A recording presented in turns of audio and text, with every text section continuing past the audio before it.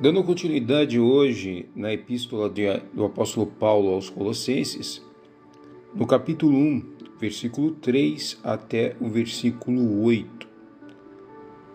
Epístola do apóstolo Paulo aos Colossenses, capítulo 1, do versículo 3 ao versículo 8. Iremos tratar hoje sobre o relato a respeito da ação de graça. O texto diz assim: Damos sempre graças a Deus, Pai de nosso Senhor Jesus Cristo, quando oramos por vós. Desde que ouvirmos da vossa fé em Cristo Jesus e do amor que tendes para com todos os santos. Versículo 5. Por causa da esperança que vos está preservada nos céus, do qual antes ouviste pela palavra da verdade do Evangelho. Versículo 6. Que chegou até vós, como também em todo o mundo, está produzindo fruto e crescendo. Tal acontece entre vós, desde o dia em que ouvistes e entendestes a graça de Deus na verdade. Versículo 7. Segundo fostes instruídos por Epáfras, nosso amado e conservo, e quando a vós outros, fiel ministro de Cristo, o qual também nos relatou do vosso amor no Espírito. Então vemos aqui, irmãos, a respeito da ação de graças em relação aos irmãos de Colossos, né? Paulo começa então dizendo: damos sempre graça a Deus, Pai, nosso Senhor Jesus Cristo, quando oramos por vós. Isso mostra a preocupação que, literalmente, o apóstolo Paulo tinha pela a igreja em Colossos, pelos nossos irmãos em Colossenses. Nós vemos então que Paulo, ele intercedia, orava a favor dos nossos irmãos. E ele diz ainda: desde que ouvimos da vossa fé em Cristo Jesus e do amor que tendes para com todos os santos. Veja, a igreja de Colossos, ela não foi uma igreja fundada ali por apóstolo Paulo, mas sim pelo irmão Epáfras. Ele que literalmente, então, organizou ali e começou a ensinar os nossos irmãos a palavra de Deus a respeito do reino dos céus, a respeito de Cristo Jesus. E é interessante que ele fala: desde que ouvimos da vossa fé em Cristo Jesus, do amor que tendes para com todos os santos. Então, uma característica principal desta igreja é que era uma igreja que ela tinha fé. Não no sentido de fé, no sentido de cura, ou de milagres, ou de movimentos específicos em si, mas está pautada na fé salvífica que está em Cristo Jesus. Precisamos entender, porque muitas vezes nós vemos um desvio muito grande pelas atuais igrejas, principalmente neopentecostais, que dão esta ênfase a respeito da fé, que você precisa ter fé para fazer isso, fé para fazer aquilo, mas de fato a fé que Paulo vem trazendo no esboço das cartas paulinas é uma fé que está relacionada à fé salvífica, a fé em relação à obra que Cristo fez na vida de cada crente, que está relacionada nas cartas paulinas. E se tratando da igreja de Colossos, uma das principais parte inicial em relação à salvação é a fé. Quantas pessoas que se aproximam de Deus com a necessidade de uma fé para algo que ela precisa receber, mas ela não quer ter o compromisso, ela não quer se envolver, ela não quer ter intimidade com Cristo. E isso nós vemos pautado dentro das cartas do apóstolo Paulo, ele comentando sempre a respeito da fé em Cristo, né? Nós vemos lá no livro de Romanos, capítulo 1, quando ele trata logo no início a respeito da salvação, dizendo que o justo viverá da fé, né? E que a salvação, na verdade, ela é pautada pela fé. Então, as pessoas que estão se aproximando de Deus, que de fato entenderam a mensagem do reino, a primeira coisa que deve surgir nela é a respeito da fé. E esta fé, ela vai levar ao ponto de nós entendermos a nossa carência em relação ao nosso estado atual, que é o pecado. O pecado é o que fez a distinção, a separação entre Deus. E a obra de Cristo é como fosse, de fato, a reconciliação, a ponte, o novo contato, a nova aliança que nos leva de volta a ter o encontro que tínhamos com Deus ali no início, ali no Éden. Então veja como é importante nós fazermos essa distinção, esta diferença entre a fé que o apóstolo Paulo está trazendo e que muitas vezes muitas igrejas trazem a ponto de trabalhar e barganhar uma fé que de fato está focada em algo secular, terrestre, aqui da terra, numa necessidade a qual eu preciso ganhar, eu preciso ter uma nova casa, eu preciso receber uma cura, entendeu? Então as pessoas estão sendo enganadas, iludidas, achando que o Evangelho de Deus, que a obra que Cristo fez na cruz do Calvário é para atender os anseios seculares desta vida, a qual de fato não são algo eterno. Por isso que muitas vezes nós vemos nas Escrituras que aquilo que é palpável, aquilo que os olhos podem ver não são eternos, mas aquilo que é pautado pela fé, que não é visto pelos olhos carnais, mas cremos em Cristo Jesus, na obra que Cristo fez, ela então traz para nós a visão, a ideia de que um dia nós voltaremos, estaremos na eternidade para adorar e se relacionar pessoalmente com Deus. Então, desde que ouvimos a vossa fé em Cristo Jesus, quem trouxe esta informação foi o nosso irmão Epáfras, que comentou isso. E outra coisa característica importante, que a fé, ela vem algo intrínseco, inerente a ela, é o amor que tendes para com todos os santos. Uma coisa muito importante que nós vemos que hoje não é levado a sério e que muitas vezes a gente não encontramos isso dentro da própria igreja, o amor. O amor que tendes para com todos os santos.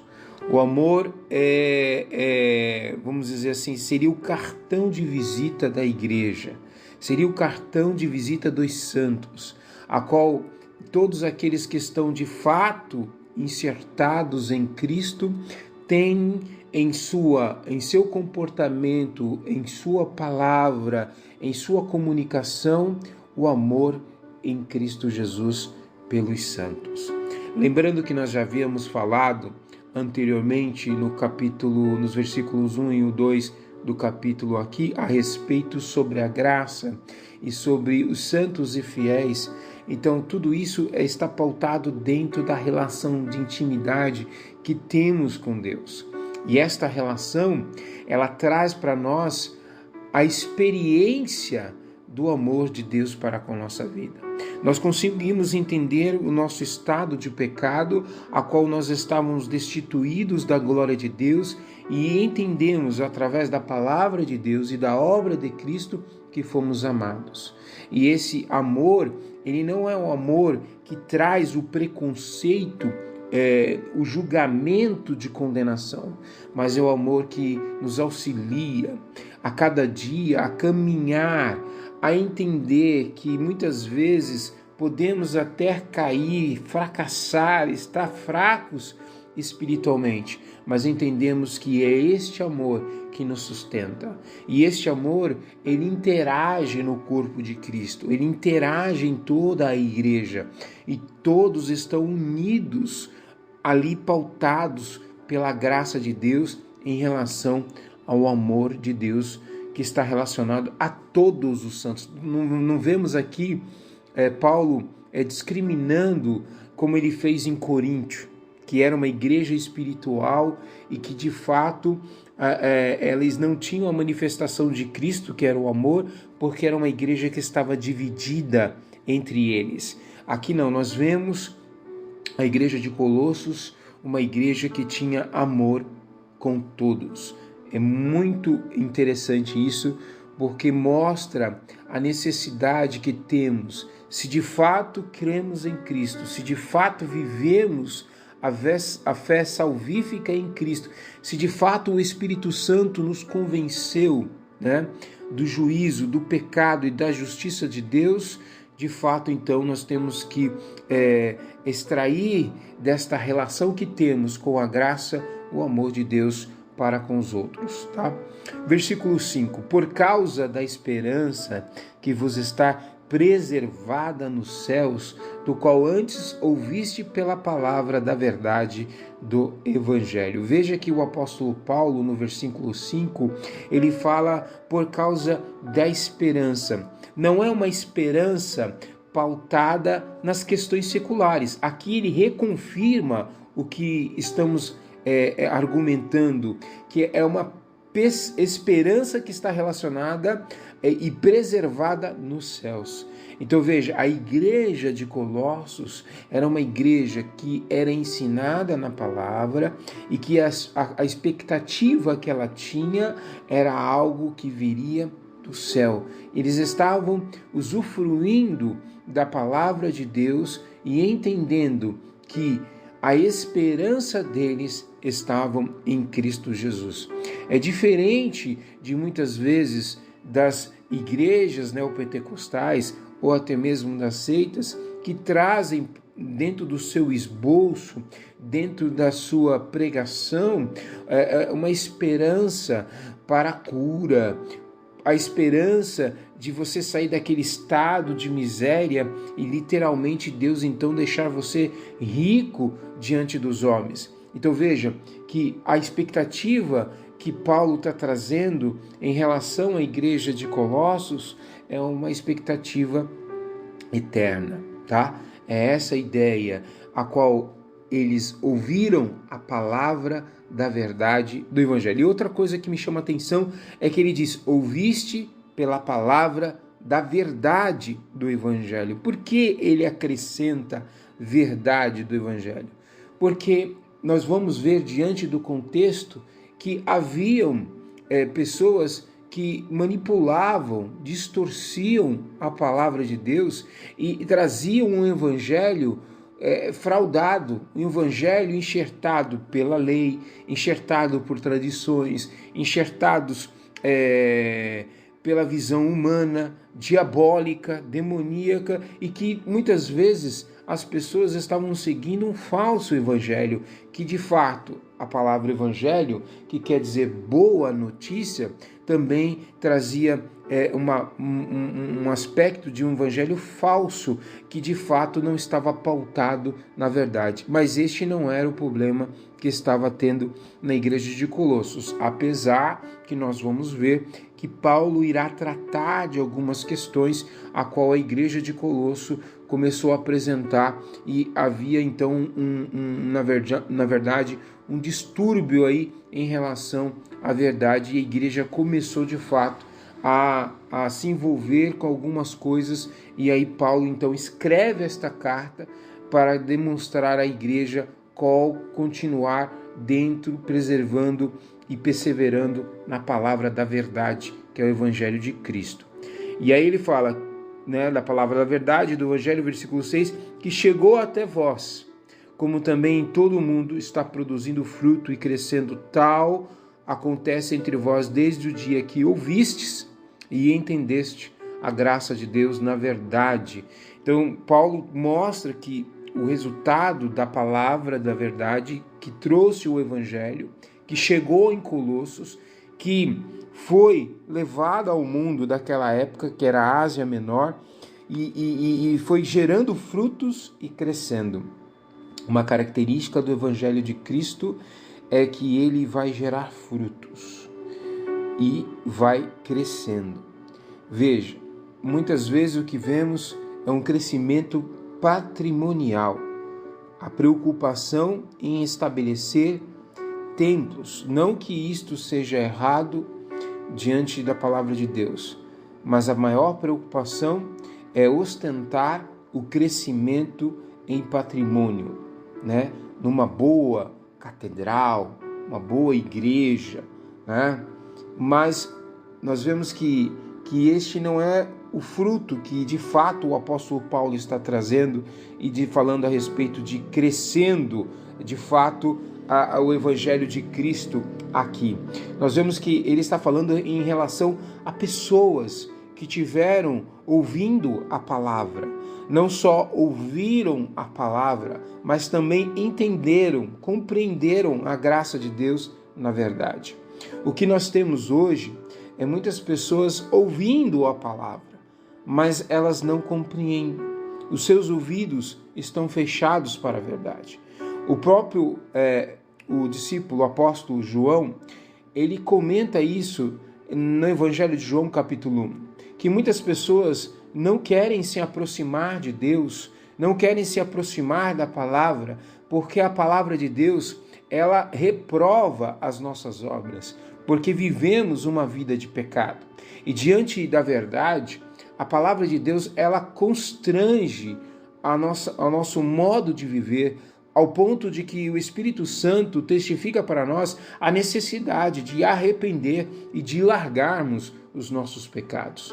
E isso, é claro, pode ser de forma progressiva, aos poucos que vamos ouvindo a palavra. Por isso que a palavra de Deus diz que a fé vem pelo ouvir e ouvir a palavra de Deus. E aí isso, nós vemos que a igreja de Colossos apresentou esses frutos e o crescimento em razão de ouvir, não só de ouvir, mas de entender, de ter a intimidade com a palavra de Deus, e isso trouxe para eles a verdade. Então, o que nós temos muito são pessoas que se relacionam com Deus, dizem que se relacionam com Deus, que têm intimidade com Deus, mas não conhecem a Deus através da sua palavra. E isso compromete, de fato, com o nosso compromisso e a nossa intimidade, porque é um evangelho pautado pela experiência de outras pessoas e que eu apenas ouço, mas eu não entendo. Eu não faço uma imersão bíblica, eu não conheço, eu não tenho uma intimidade com a própria palavra de Deus. E isso traz para nós uma falsa verdade. E achamos que estamos servindo a Deus e de fato não estamos. Então, 2 pontos importantes. É ouvir a palavra de Deus e entender. Esse entender é compreender e viver e colocar ela em prática.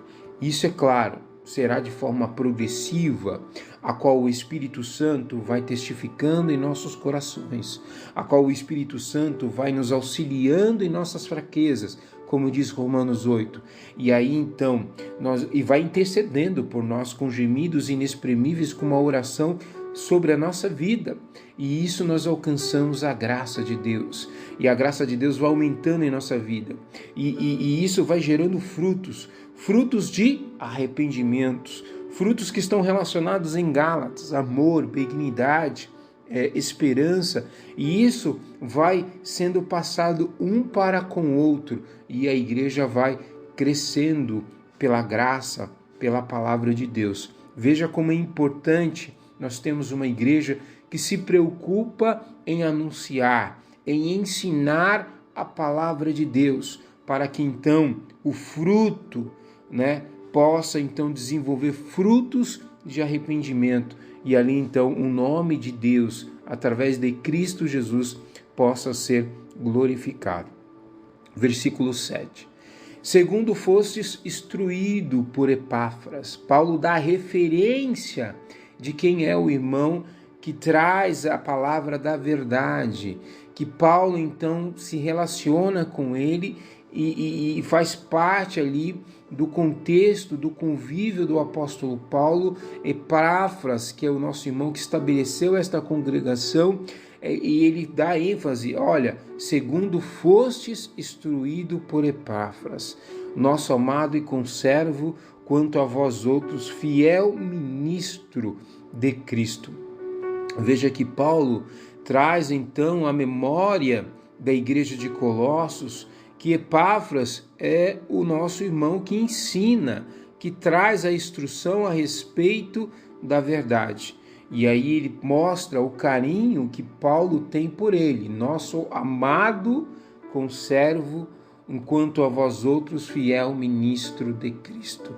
Veja que Epáfras, aqui a Bíblia não dá muita ênfase, né? O Paulo não dá muita ênfase a Epáfras em si, mas ele faz um comentário muito importante, que Epáfras é um pastor que ele instrui a sua igreja, que orienta a sua igreja, que ensina a sua igreja e que prega a palavra de Deus. Outra coisa, e que ele é fiel ministro de Cristo. Quantos ministros nós temos hoje que são como Balaão, como Jezabel, sentado à mesa de Jezabel? Balaão porque são mercenários da palavra de Deus e que tentam corromper os ouvidos das pessoas, inventando um evangelho a qual de fato traga um benefício terrestre, secular, e que de fato não é a verdade. Mas o nosso irmão Epáfras, ele tinha a preocupação de ensinar de forma coletiva ou individual a respeito da palavra de Deus. Então ele era fiel. Quando se ouvia o nosso irmão Epáfras pregar o evangelho, ele trazia no seu esboço a verdade, a Cristo, a palavra que liberta o homem do pecado, a palavra que liberta e que leva o ser humano, o fiel em Cristo Jesus, os santos que têm o fruto e fé e amor entre os santos para irem para o céu. Glória a Deus por isso, né? Continuando então o versículo 8, o qual também nos relatou do vosso amor no Espírito. Então Paulo aqui ele comenta, ele fala que ele está escrevendo esta carta por razão que o irmão Epáfras relatou tudo o que está relacionado à igreja de Colossos, né? Epáfras falou com o apóstolo Paulo, talvez muitas vezes até mesmo esse comentário que o nosso irmão Epáfras fez foi no sentido de pedir um auxílio, um reforço na palavra, um reforço na comunhão. E aí de fato Paulo está dizendo agora a todos eles que escreve esta carta em razão daquilo que o nosso irmão Epáfras havia relatado a respeito da igreja de Colossos. Então nós vemos que de fato esse contexto sobre ações de graças já fala a respeito que o irmão Epáfras havia comentado da igreja de Colossos, que era uma igreja que tinha fé, que era uma igreja que todos os santos havia amor, que era uma igreja pautada na esperança em relação aos céus, né? E nós vemos também que ela tinha frutos e um crescimento contínuo em razão da pregação da palavra, a qual eles ouviam a palavra, não só ouviam, mas estudavam, entendiam, tinham compromisso, intimidade, e a graça de Deus ia fluindo na vida deles, porque eles tinham um pastor que estava preocupado em pregar a verdade. Glória a Deus por isso. Amém?